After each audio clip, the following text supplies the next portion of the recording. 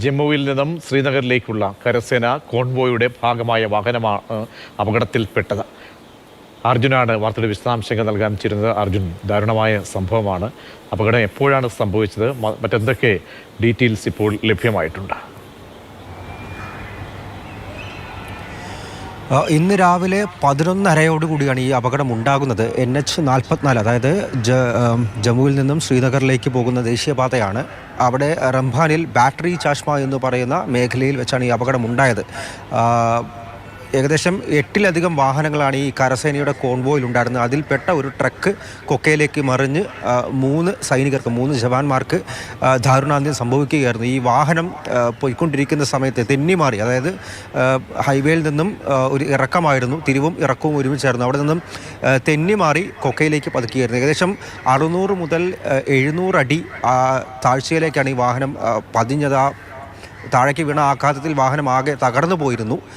മാത്രമല്ല, രക്ഷാപ്രവർത്തകർക്ക് ഈ കൊക്കയ്ക്ക് താഴേക്ക് ഇറങ്ങാൻ രക്ഷാപ്രവർത്തനം നടത്താനൊക്കെ വലിയ രീതിയിൽ ബുദ്ധിമുട്ടുണ്ടായിരുന്നു. കാരണം വളരെ ചെങ്കുത്തായിട്ടുള്ള ഇറക്കമായിരുന്നു. അവിടെ നിന്നും ഈ 700 അടി താഴ്ചയിലുള്ള ഗർത്തത്തിലേക്ക്, കൊക്കയിലേക്ക് ഇറങ്ങി ഇവരെയെല്ലാം കണ്ടെത്തുക എന്നുള്ളത് വലിയ കഠിനമായിട്ടുള്ള ദൗത്യമായിരുന്നു. എന്തായാലും സംസ്ഥാന ദുരന്ത നിവാരണ സേനയും അതുപോലെ തന്നെ സൈനികരും പ്രദേശവാസികളും ചേർന്ന് റോപ്പുകളെല്ലാം തന്നെ, കയറുകളെല്ലാം ഉപയോഗിച്ച് താഴേക്ക് ഇറങ്ങി.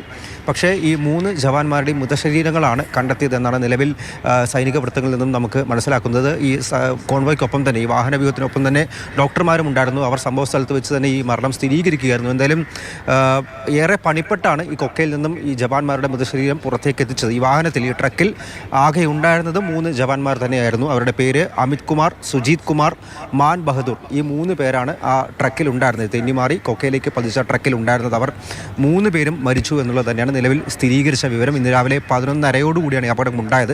ജമ്മുവിൽ നിന്നും ശ്രീനഗറിലേക്ക് പോവുകയായിരുന്നു ഈ വാഹനവ്യൂഹം. ആ വാഹനവ്യൂഹത്തിൽപ്പെട്ട ഒരു ട്രക്കാണ്. ഏകദേശം 8ലധികം വാഹനങ്ങൾ ആ കൂട്ടത്തിൽ ഉണ്ടായിരുന്നു. പക്ഷേ ഇത്തരത്തിൽ ആ ഒരു വാഹനം മാത്രം, ആ ട്രക്ക് മാത്രം തെന്നി മാറി, സ്കിഡ് ചെയ്ത് മാറി 700 അടി താഴ്ചയുള്ള ഈ കൊക്കയിലേക്ക് പതിക്കുകയായിരുന്നു. മാത്രമല്ല, ഈ ആളുകൾ, ഈ തകർന്ന വാഹനത്തിനകത്ത് നിന്നും ആളുകളെ ഇവരെ പുറത്തേക്ക് എത്തിച്ചതിന് ശേഷമാണ് ഈ മരണമെല്ലാം സ്ഥിരീകരിക്കുന്നത്. എന്തായാലും അതെല്ലാം വലിയ രീതിയിൽ കഠിനമായിട്ടുള്ള രക്ഷാദൗത്യമായിരുന്നു. അതെല്ലാം അവസാനിപ്പിച്ച് പൂർത്തീകരിച്ച് ഇപ്പോൾ ഈ 3 ജവാന്മാരുടെ ശരീരങ്ങൾ.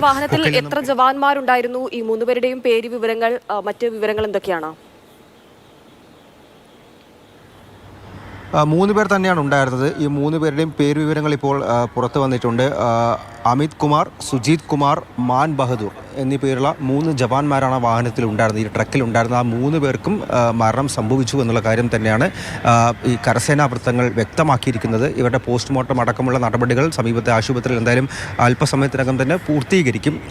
രാവിലെ 11:30 ഈ അപകടം സംഭവിക്കുന്നത്. പിന്നീട് മണിക്കൂറുകൾ എടുത്തു ഈ രക്ഷാപ്രവർത്തകർക്ക് ഈ കൊക്കയിലേക്ക് ഇറങ്ങി, 700 അടി താഴ്ചയിലേക്ക് ഇറങ്ങി ഇവരുടെ മൃതശരീരം അടക്കം പുറത്തേക്ക്, മുകളിലേക്ക് എത്തിച്ചെടുക്കാനായിട്ട്. എന്തായാലും മൃതശരീരം വാഹനത്തിൽ നിന്നും പുറത്തേക്ക് എത്തിച്ചപ്പോൾ തന്നെ മരിച്ചു എന്ന് കൂടെ ഉണ്ടായിരുന്നു, ഈ വാഹനവ്യൂഹത്തിൽ തന്നെ കൂടെ ഉണ്ടായിരുന്ന ഡോക്ടർമാർ സ്ഥിരീകരിക്കുകയായിരുന്നു. ഒപ്പം ഈ വീണതിൻ്റെ, വണ്ടി താഴേക്ക് മറിഞ്ഞതിൻ്റെ ആഘാതത്തിൽ അത് തകർന്നു പോയിരുന്നു. ആ ദൃശ്യങ്ങളിൽ നിന്ന് തന്നെ വ്യക്തമായിരുന്നു ആ ട്രക്ക് എത്രത്തോളം തകർന്നിട്ടുണ്ട് എന്നുള്ള കാര്യം ആ വാഹനം താഴേക്ക് പതിച്ചപ്പോൾ തന്നെ. തീർച്ചയായും വലിയൊരു ദാരുണമായ സംഭവമാണ്. പ്രത്യേകിച്ച് അവിടേക്ക് തന്നെ സുരക്ഷ ശക്തമാക്കുന്ന ഒരു സമയത്താണ് ഇങ്ങനൊരു അപകടം സംഭവിക്കുന്നത്. തീർച്ചയായും എന്തായാലും 3 ജവാന്മാർക്കാണ് ജീവൻ നഷ്ടമായിരിക്കുന്നത്.